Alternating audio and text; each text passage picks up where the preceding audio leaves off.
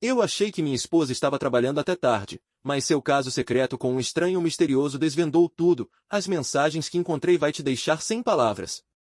Parte 1.15. Verificação de antecedentes. E aí, Reddit? Leitor de longa data, postando pela primeira vez.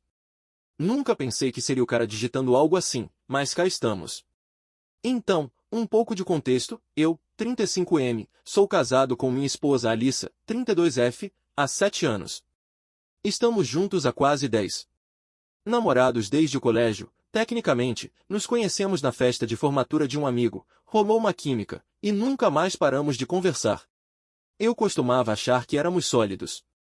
Não perfeitos, obviamente, quem é? Mas tínhamos aquela conversa fácil, piadas internas, um histórico real compartilhado. Adotamos um cachorro resgatado juntos, Bunny, meu pequeno alicerce durante tudo isso, de verdade. Compramos uma casa há alguns anos, e na maior parte do tempo, eu achava que estávamos alinhados sobre a vida. Mas, sabe quando dizem que a visão retrospectiva é 20/20? Na época, eu não percebi, mas as coisas começaram a mudar talvez no final do último verão. A Alissa foi promovida no trabalho, ela trabalha com marketing em uma empresa de tecnologia de porte médio, e começou a fazer jornadas mais longas, a frequentar mais eventos de networking, a ir em viagens de negócios, para outras cidades com clientes que eu nunca tinha ouvido ela mencionar antes. No começo, eu estava genuinamente feliz por ela. Ela sempre se sentiu ignorada no trabalho e, finalmente, parecia que as pessoas estavam reconhecendo o talento dela. Eu a incentivei, disse o quanto estava orgulhoso. Até comecei a fazer mais tarefas em casa para aliviar o estresse dela. É isso que um parceiro faz, certo? Mas em algum ponto, aquele calor entre nós começou a esfriar. Ela parou de rir das minhas piadas idiotas. Ficava irritada com mais facilidade. Parecia constantemente grudada no celular, não como antes, e super evasiva se eu por acaso olhasse para a tela. Começou a trancá-lo. Mudou a senha. E eu admito, tive uma sensação estranha no estômago. Aquela vibe de tem algo errado. Você sabe qual é? Perguntei se estava tudo bem. Se eu tinha feito algo. Ela sempre desconversava com um só estou cansada, ou você está sendo dramático, ou pior, você não confia em mim. Eu confiava. Deus, como eu confiava.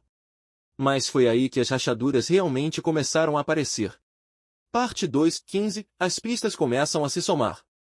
Então, as coisas continuaram desandando. Queria poder dizer que percebi logo de cara, mas a verdade é que eu queria acreditar nela.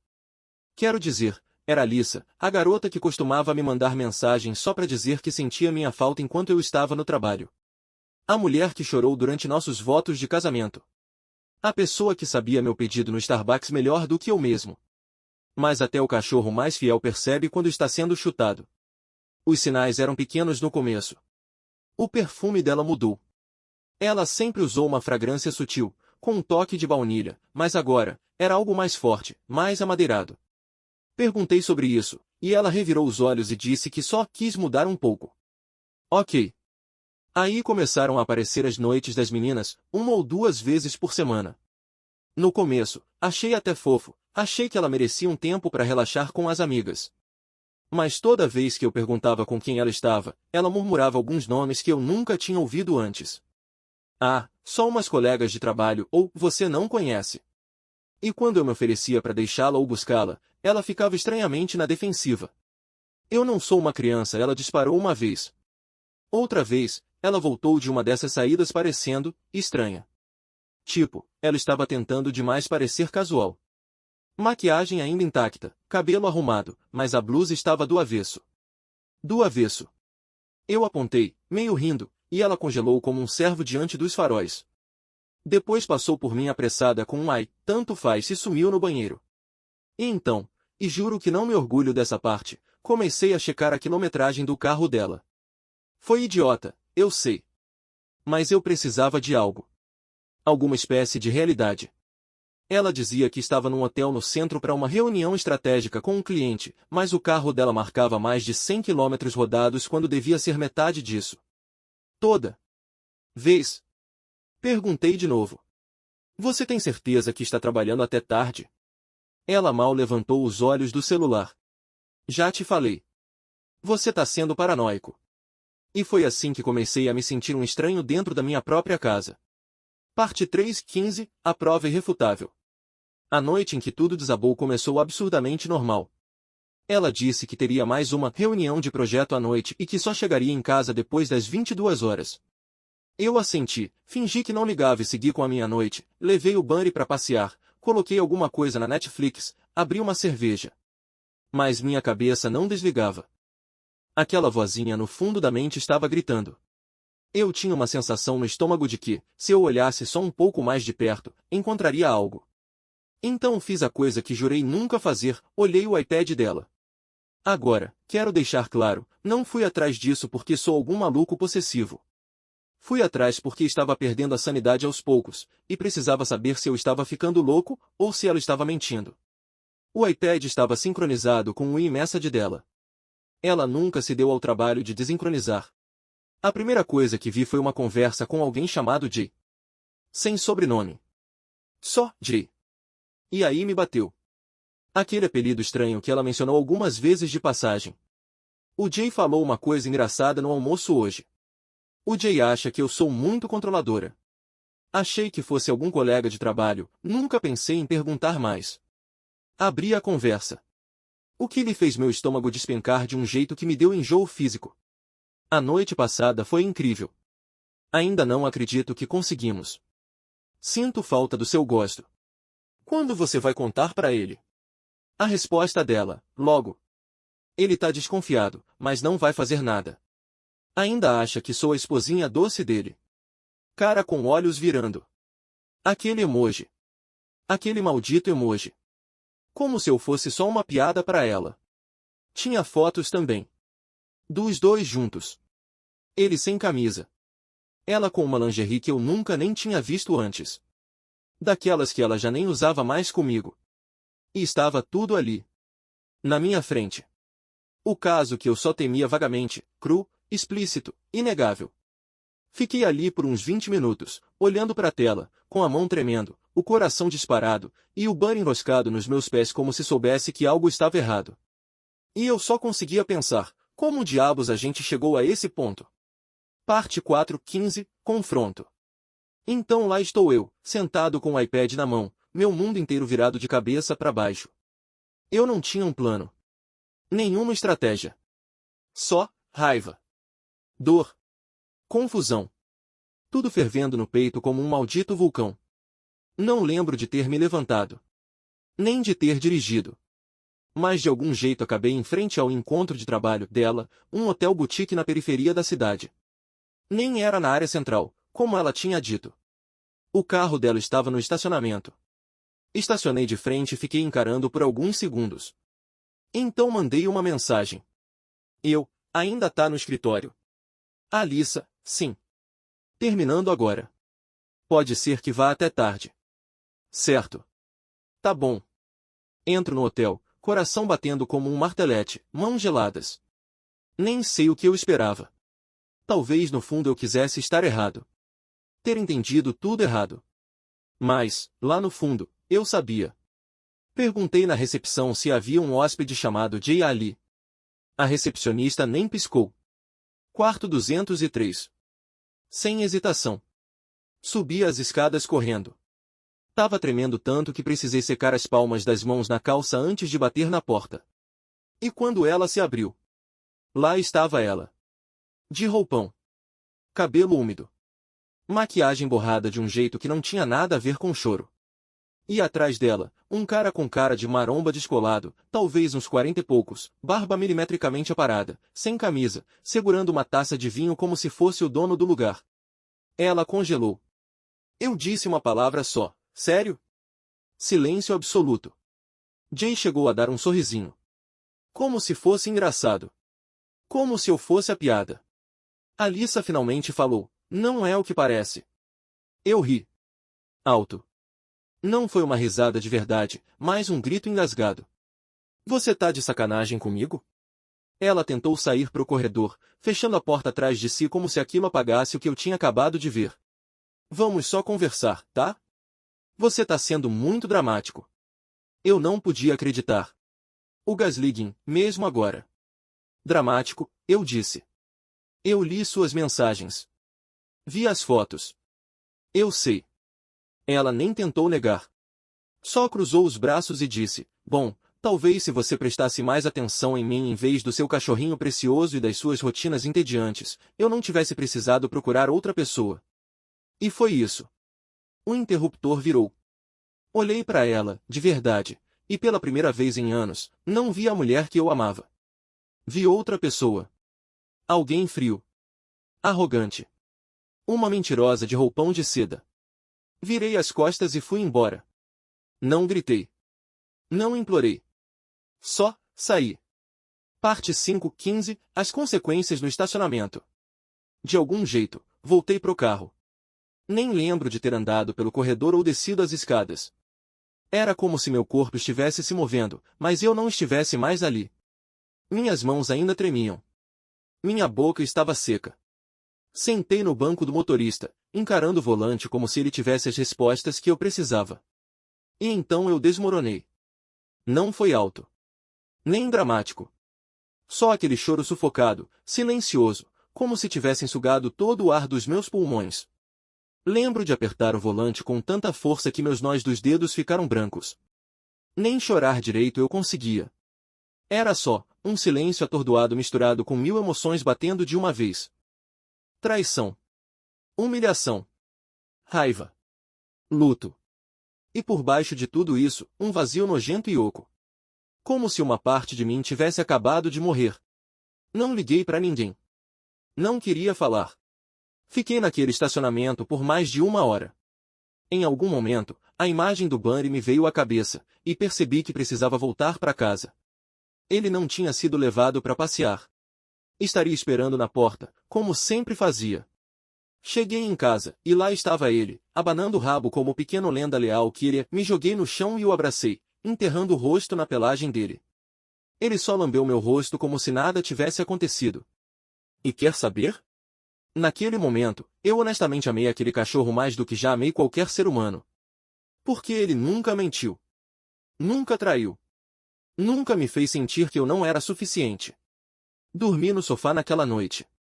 Não porque precisei, Alissa nem voltou para casa. Mas porque eu não consegui entrar no nosso quarto. No quarto dela agora, na minha cabeça. Aquele espaço estava contaminado. Na manhã seguinte, acordei e tudo parecia diferente. E não de um jeito bom.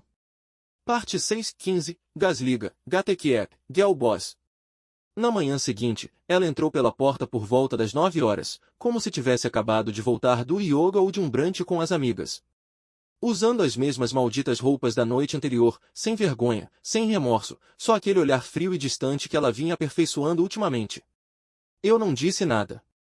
Só encarei ela. Ela olhou para mim, inclinou a cabeça e disse, a gente precisa conversar. Ah, agora a gente precisa conversar? Beleza. Show de bola. Ela sentou no braço do sofá, pernas cruzadas, como se estivesse me fazendo um favor por aparecer para essa conversa. Sem pedido de desculpas. Sem lágrimas. Só, vibes. E por vibes, quero dizer pura baboseira narcisista. Eu sei que você tá chateado, ela começou, mas as coisas entre a gente já estavam ruins faz tempo. Você não é mais o cara com quem eu casei. Você tá distante. Não me desafia. Tudo com você é sempre igual. Trabalho, cachorro, casa, repetir. Eu ri. De verdade. Então sua solução foi transar com um tal DJ num quarto de hotel. Ela revirou os olhos. Revirou os olhos. Você tá sendo imaturo. Levantei. Não conseguia mais ficar sentado. Sentia que, se eu ficasse parado, ia explodir. Você mentiu pra mim por meses, Alissa. Meses. Me fez duvidar de mim toda vez que eu perguntava o que estava acontecendo. Me fez achar que eu estava ficando louco. E agora você tá agindo como se a culpa por você trair fosse minha. Ela chegou a dar de ombros. Eu não me sentia vista. Eu precisava de algo empolgante. Você não entende como é se sentir presa.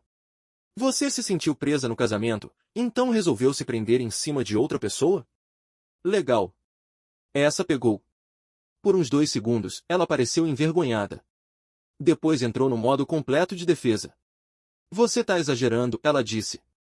Foi um erro. A gente pode consertar isso. Só precisamos de terapia. Agora ela quer terapia?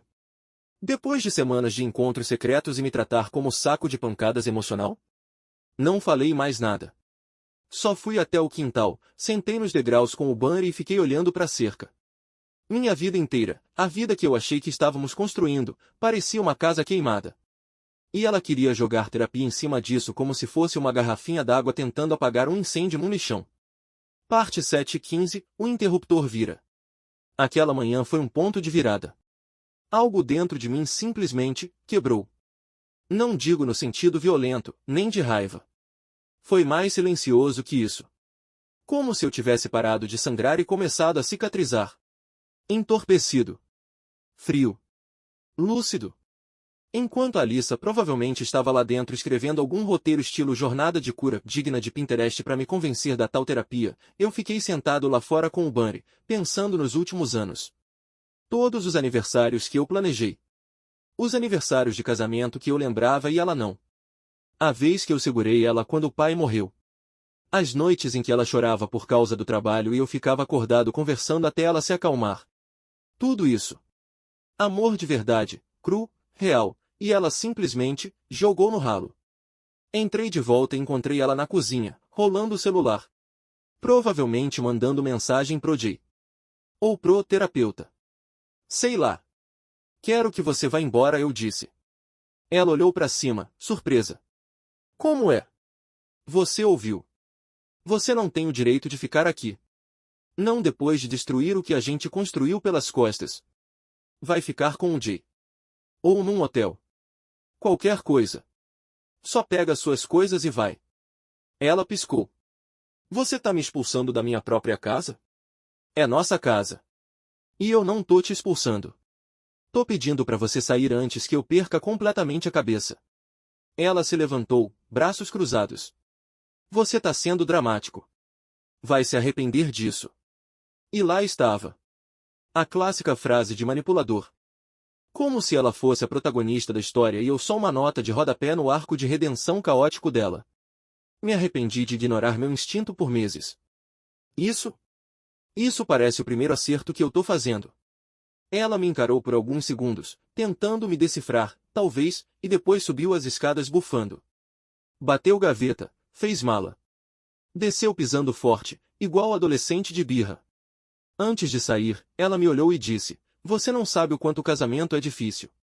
Talvez quando crescer, entenda. Eu não respondi. Ela foi embora. Buddy e eu ficamos ali parados na porta, ouvindo o carro dela sumir na rua. E então, silêncio. Um silêncio pesado, bonito, doloroso. Parte 8:15, casa vazia. A primeira noite sem ela foi estranha. Não foi tranquila, nem dolorosa. Só estranha. Eu entrava nos cômodos esperando vê-la lá. Pegava 2 canecas de café de manhã sem pensar. Cheguei a quase mandar um meme qualquer para ela no celular. Tudo reflexo automático. Tudo vazio agora. A casa parecia grande demais. Silenciosa demais. Mesmo com a TV ligada, parecia que alguém tinha sugado a alma do lugar. E queria poder dizer que comemorei a ausência dela, que dancei pela sala ouvindo hinos de liberdade. Mas não. Eu só fiquei ali. Na maior parte do tempo, entorpecido. Às vezes com raiva. Sempre exausto. Bunny era a única coisa que ainda parecia real. Se enroscou ao meu lado no sofá como se soubesse que eu precisava de alguém para me apoiar. Honestamente, se não fosse por aquele cachorro, acho que eu teria desmoronado de vez. Ele me manteve no chão, tipo, ei, cara, ainda preciso comer, passear e ganhar carinho na barriga. O mundo não acabou. Não contei para ninguém de imediato. Não queria lidar com perguntas. Com pena.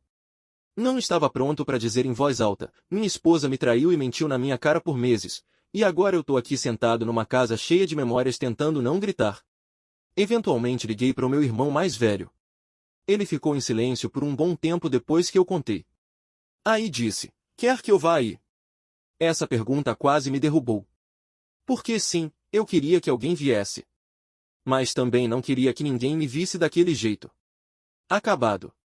Pelado por dentro. Não o cara confiável que todo mundo conhece. Só, um caco. Então eu disse que não. Tô bem, mano. Só precisava que alguém soubesse. Ele disse que estava orgulhoso de mim por ter colocado ela pra fora. Que eu não merecia nada disso. Que eu não era fraco por estar me sentindo um lixo. E ouvir isso, em voz alta, foi como se alguém finalmente tivesse jogado uma corda dentro do poço onde eu estava sentado. Ainda assim, mal dormi naquela noite. Fiquei encarando o teto, me perguntando há quanto tempo eu estava vivendo com uma estranha. Parte 9:15. O retorno da rainha, das mentiras. 3 dias. Esse foi o tempo que ela ficou longe antes de reaparecer como uma continuação ruim que ninguém pediu. Eu estava no meio de fazer ovos mexidos quando ouvi a batida na porta.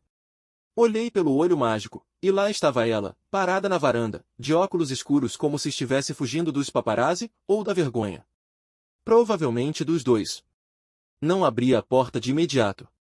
Só fiquei olhando. Ela bateu de novo.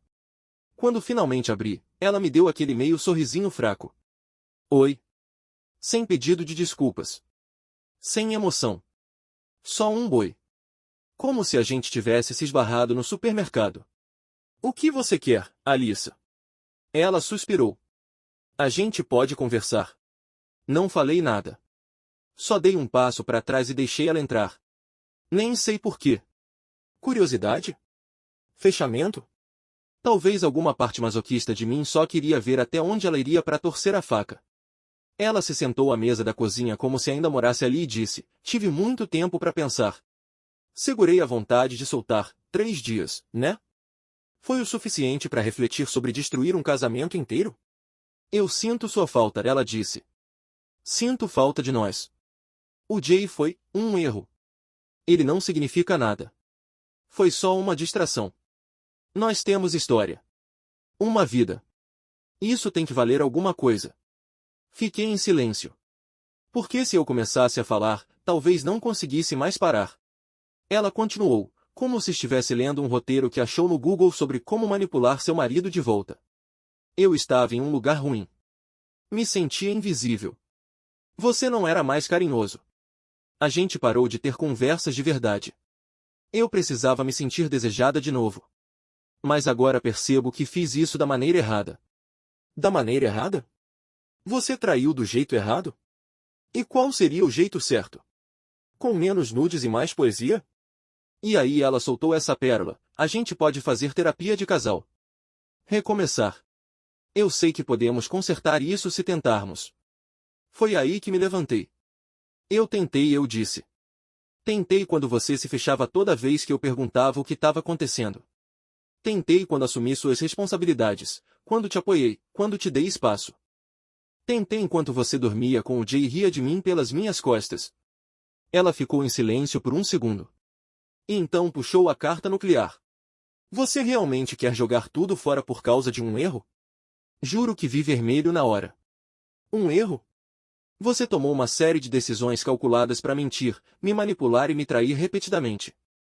Isso não é um erro, é uma maldita campanha. Ela chorou, finalmente. Mas até o choro parecia ensaiado. Como se estivesse mais chateada por ter sido pega do que pelo que fez. Fui até a porta. Abri. Vai. Ela me olhou, chocada. Sério? Sério mesmo. Vai. Ela foi. E dessa vez, eu não me senti entorpecido. Eu me senti livre. Parte 10:15. A faxina começa. Depois que ela foi embora pela segunda vez, algo mudou. O silêncio não parecia mais pesado, parecia alívio. Como respirar ar de verdade depois de meses debaixo d'água? A primeira coisa que eu fiz? Lavei os lençóis. Depois as fronhas. Depois o edredom do quarto de hóspedes que ela usava sempre que estava cansada demais para dormir comigo. Agora eu entendo por que tanto cansaço. Aí entrei em modo purga total. Coloquei tudo que me lembrava dela em caixas.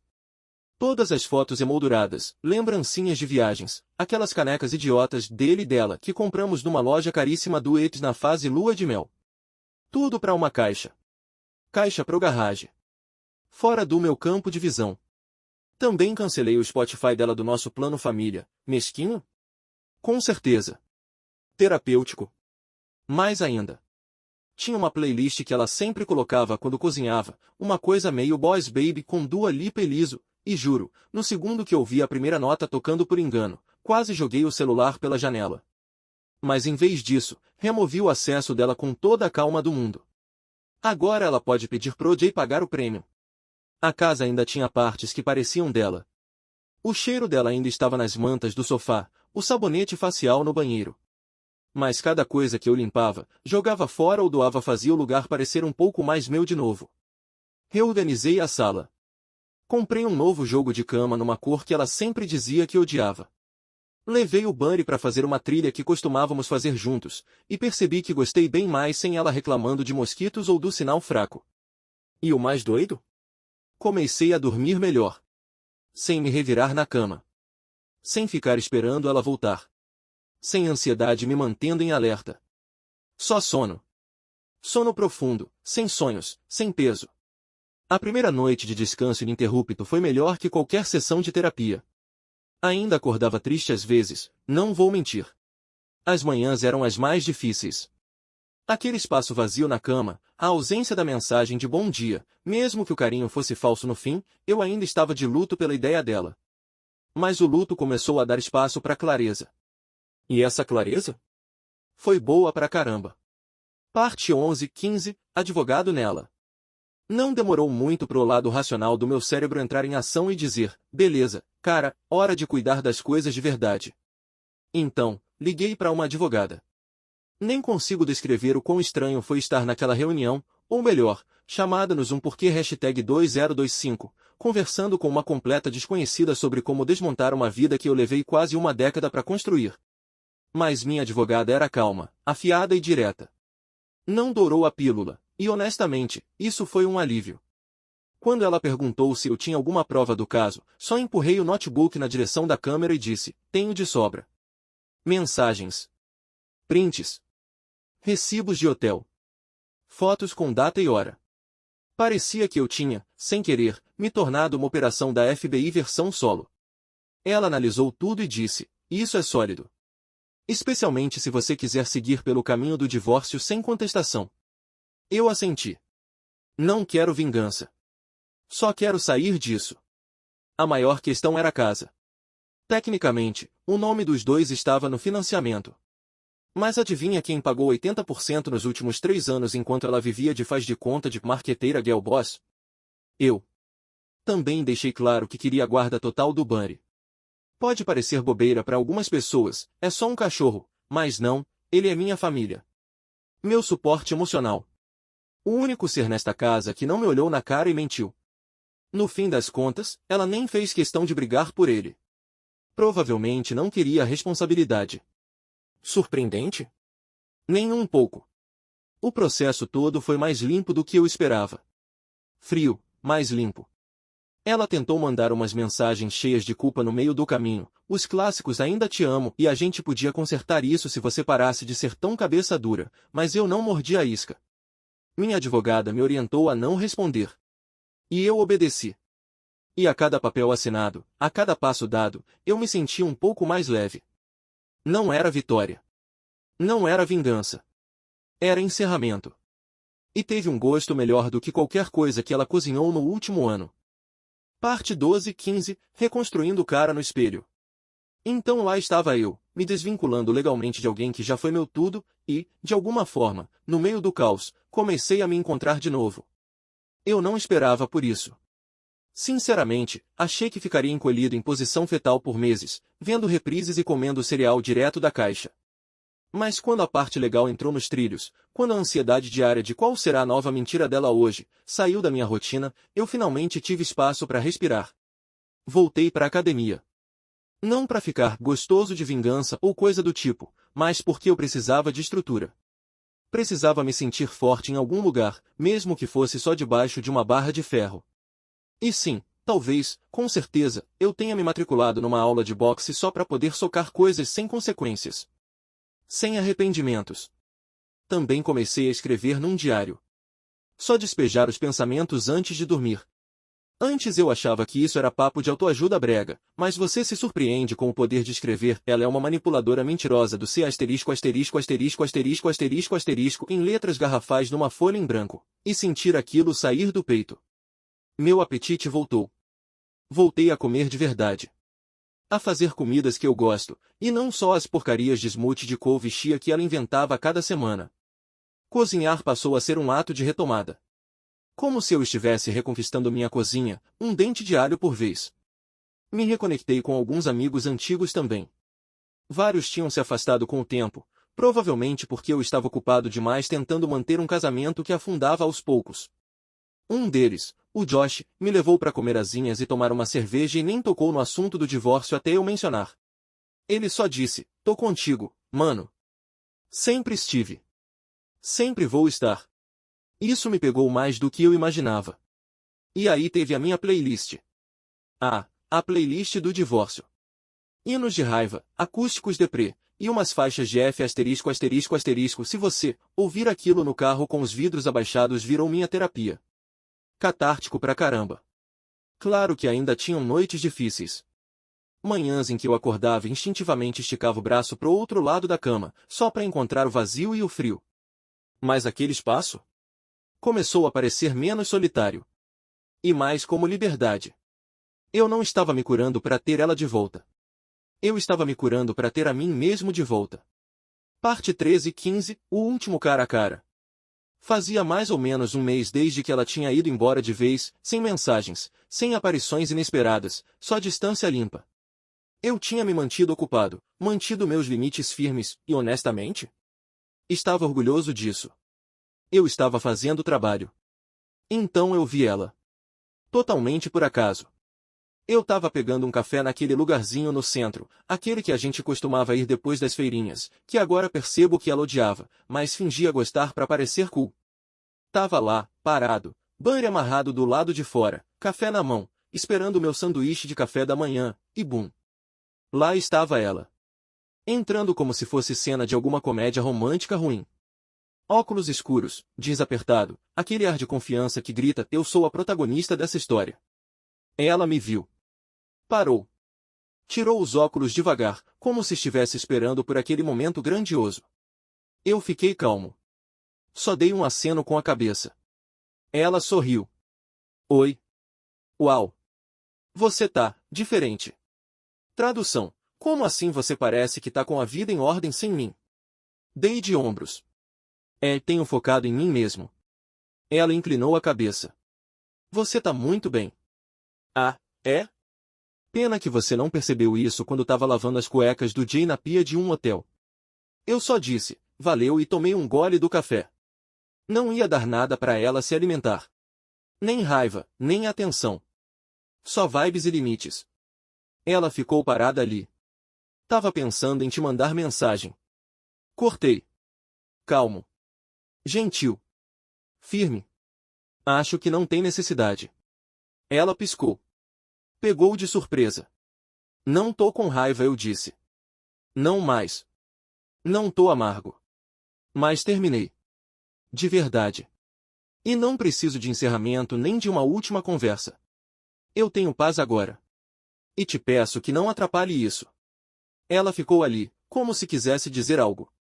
Talvez soltar algum discurso dramático sobre ainda se importar, sentir saudade, blá blá blá. Mas, pela primeira vez, finalmente, ela não tinha mais poder nenhum sobre mim. E ela sabia. Peguei meu sanduíche, dei um aceno educado e fui embora. O Bunny balançou o rabo como se tivesse acabado de assistir uma jogada de mestre. E, sinceramente, aquele momento teve gosto de vitória. Parte 14, 15, a vida do outro lado. Então aqui estou agora, alguns meses depois do desastre, e, sinceramente, é estranho como as coisas começaram a parecer normais de novo. Só que esse normal é melhor. Mais saudável. Como se eu tivesse saído de um nevoeiro que nem sabia que estava vivendo. A casa agora é finalmente minha. Pintei o quarto de outra cor, um verde floresta escuro que ela sempre dizia ser masculino demais, o que só me fez gostar ainda mais. Reorganizei os móveis. Coloquei arte nova nas paredes. Comprei uma vitrola porque sim. Não é só um lugar onde eu moro agora, é um espaço que parece meu. O Bunny tá voando, aliás. A energia dele tá lá no alto ultimamente. Parece que ele também percebeu que o estresse foi embora. A gente faz caminhadas longas toda noite, às vezes sem rumo, só explorando bairros que eu nunca tinha parado para conhecer. Juro que aquele cachorro fez parte da minha equipe de terapia o tempo todo. Comecei a sair de novo, nada sério, nada maluco. Só testando as águas. Tomei um café com alguém legal.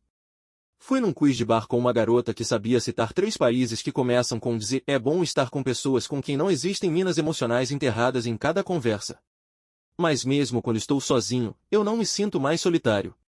E essa tem sido a maior mudança. Eu costumava achar que precisava da Alissa. Que a história que a gente dividia me obrigava a continuar segurando. Mas olhando para trás, o que a gente tinha era uma casa construída com lealdade de um lado e conveniência do outro. Não era mais amor, era hábito, embrulhado em ilusão. Agora? Eu acordo em paz. Durmo sem medo. Rio mais. Respiro mais fundo. Não estou esperando alguém me decepcionar ou mentir na minha cara fingindo que ainda está tentando. Eu tô vivendo. Não sobrevivendo. Não me arrastando pelo dia. Vivendo de verdade. E essa constatação? Bateu mais forte do que qualquer dor de coração. Parte 15:15. O que aprendi, para que você não precise passar por isso. Então é isso. Essa é a história. Da confiança cega à traição, do colapso à reconstrução, e, de alguma forma, eu cheguei do outro lado de pé. Com cicatrizes, claro. Mas mais forte. Mais sábio. E muito mais honesto comigo mesmo. Se você está lendo isso porque está passando por algo parecido, se perguntando se aquela sensação no estômago é real, ou se você está só sendo paranoico, como eles vivem dizendo, escuta o que vou te dizer. Confie no seu instinto. Ele não está mentindo. Ele está sussurrando a verdade enquanto alguém grita por cima tentando abafar. E mais, traição não é um erro. É uma escolha.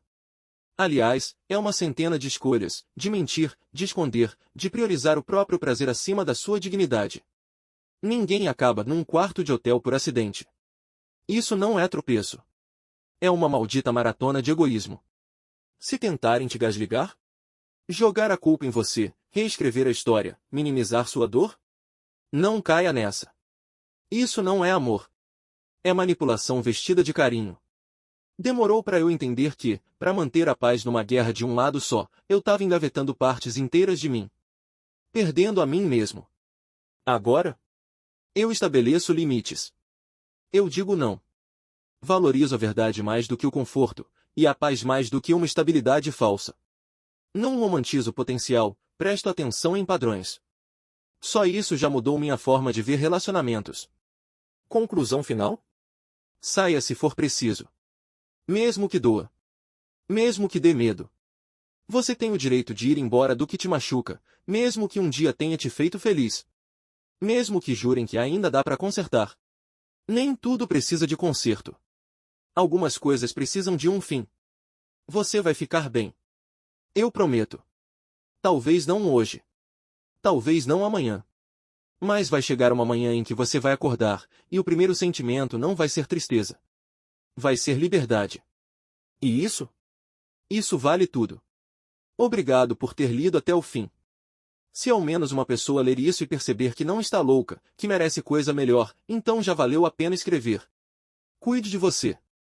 E abrace seu cachorro. Eles sempre sabem. Eu e Bunny pegadas.